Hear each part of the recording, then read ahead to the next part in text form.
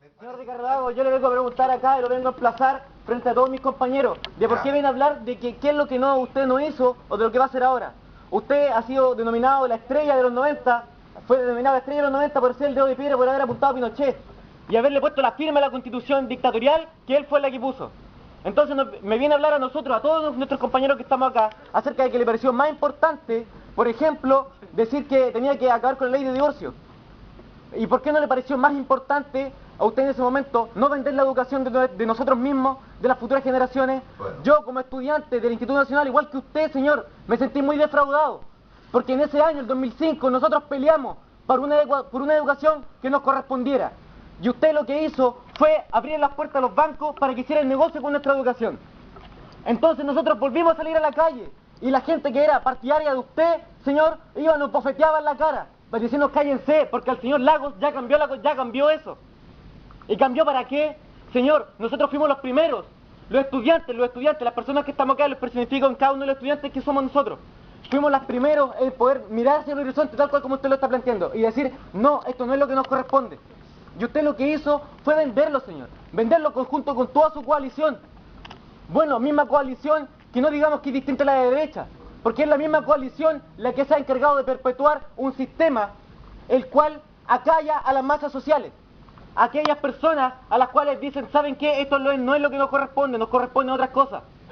Y se han encargado de acallarlo en función de los intereses de las grandes economías mundiales. Y no las grandes economías mundiales, también las tenemos acá en Chile, ¿no? Y ustedes fueron los que le abrieron las puertas a los Luxia, a los Angelina y a los Mates. Si bien el dictador Pinochet fue el que se encargó de instaurar un sistema neoliberal en Chile, ustedes, la Concertación, usted, señor, doble militante del PS y del PPD, fueron los encargados de perpetuarlo. Entonces, ¿por qué ahora nos viene a hablar de participación ciudadana, de participación estudiantil en las elecciones políticas y sociales, cuando ustedes fueron los que nos acallaron a nosotros cuando nos sentaron en la mesa de negociaciones y nos mandaron para la casa? ¿Para qué? Para nosotros instaurar un sistema económico neoliberal, el cual va a poner a todos los estudiantes endeudados para siempre. Nosotros miramos el horizonte y ustedes nos acallaron. Entonces, ¿por qué nos viene a hablar ahora? ¿Quiere que canalicemos mediante la vía institucional? ¿Mediante el voto? ¿De qué voto nos está hablando, señor? ¿A qué candidatos quieren que votemos? Señor, la gran ganada del 2011 a lo mejor no fue bajar la tasa de interés del crédito conal del Estado que usted instauró. La gran ganada del 2011 es que no canalizamos por la vía institucional. Y lo vamos a dejar de hacer. Y ahora se lo estoy advirtiendo a usted y a toda su clase política, señor. Nosotros los estudiantes somos los primeros durante el del 2011 hasta desde aquí en adelante. Hemos sido los primeros en no canalizar por la vía institucional. Y no lo vamos a hacer, porque la política no se hace por el voto, no se hace de la misma forma que la hace usted. La política se hace todos los días. Desde que nos levantamos hasta que nos acostamos hacemos política. Y esa política la empezamos a hacer distinta a lo que ustedes nos enseñaron, a lo que ustedes nos instauraron. Y la vamos a hacer. Pero ahora lo más importante es emplazarlo y explicarle aquí a todos los estudiantes de por qué hicieron eso. ¿Por qué nos instauraron sistemas neoliberales? ¿Por qué nos cortaron la vida de aquí en adelante? ¿Tú me permites continuar?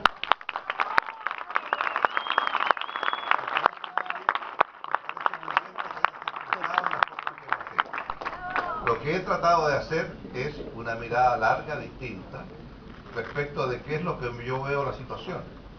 Cuáles son los cambios que se han producido, no solamente en Chile.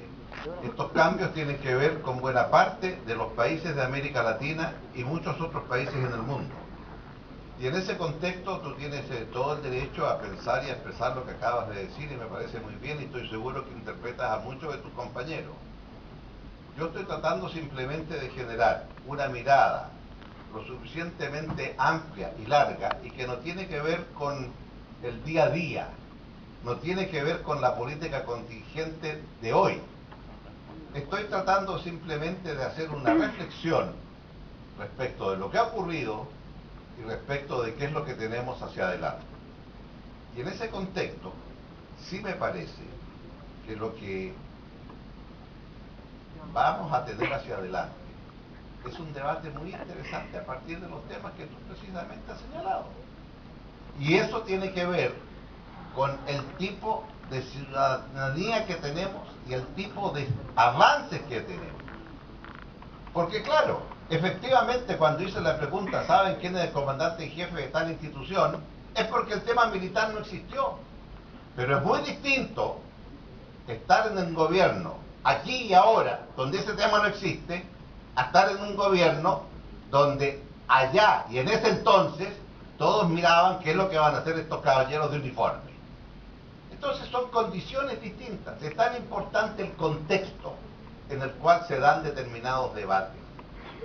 Pero comencé diciendo que desde el punto de vista de la historia, los jóvenes no hay que hablarles de historia. Ellos reciben un presente y a partir de eso construyen su futuro. Y tú tienes claras las ideas de lo que quieres hacer para construir el futuro y qué quieres que te diga. Te deseo lo mejor.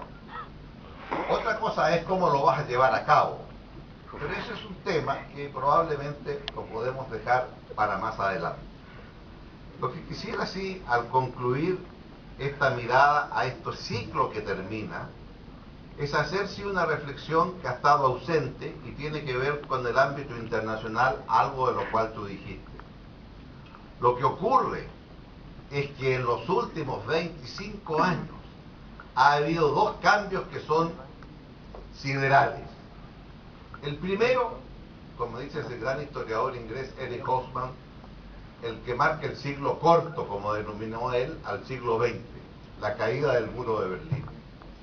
Porque ello implicó entonces que una cierta visión del mundo tendió a desaparecer. Y muchos hablaron de que entonces estábamos en el fin de la historia, a lo Fukuyama. Sin embargo, la crisis internacional del 2007-2008, que hasta hoy existe, significó entonces que otra estantería, otra biblioteca, otra mirada del mundo neoliberal se desplomó. Aquello de que los mercados se autorregulaban, aquello de que era posible pensar en una forma distinta.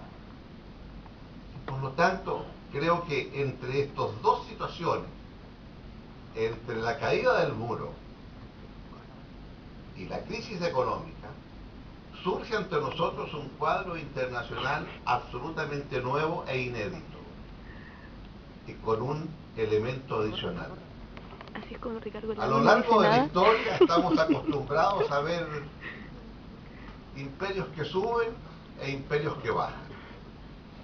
El que de la hegemonía de España nos vamos a Francia, de Francia nos vamos a Inglaterra y la reina Victoria y el imperio británico. Y de ahí entonces una situación de hegemonía de Estados Unidos. Pues ocurre que ahora ya sabemos que en pocos años más la economía más grande del mundo no será la de Estados Unidos, sino será la de China. Y ahí lo que vamos a tener entonces es un tránsito de otra envergadura.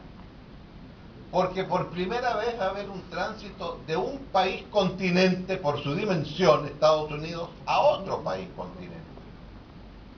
Pero más importante, un tránsito de un país como Estados Unidos o como el mundo nuestro, que todavía medimos la historia por siglos, a un país como China, que mide la historia por milenios.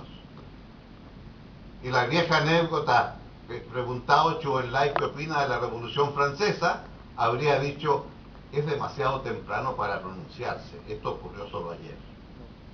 Y claro, si usted mide el mundo por milenios, ¿cómo hace entonces para este tránsito de los que lo miden por siglos a lo que implica un imperio de milenios? O si usted quiere, ¿cómo hace el encuentro de dos civilizaciones o culturas, una que se inspira en Sócrates y la otra que se inspira en Confucio? Y esto entonces plantea, desde el punto de vista internacional, un arreglo a nivel planetario muy diferente hasta el que ahora estamos acostumbrados.